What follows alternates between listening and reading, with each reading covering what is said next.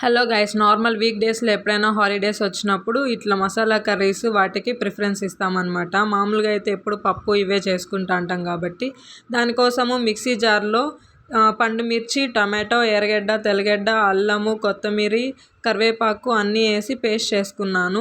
ఇంకా పక్కనే పెనం పెట్టి పెనంలో నూనె వేసి ఆవాలు వేసి కరివేపాకు, ఆనియన్స్ చిన్న చిన్నగా కట్ చేసుకొని అందులోకి వేసి కొంచెం వేగిన తర్వాత మనం ముందుగా మిక్సీకి వేసుకున్న పేస్ట్, పసుపు వేసి బాగా కలుపుకోవాలన్నమాట.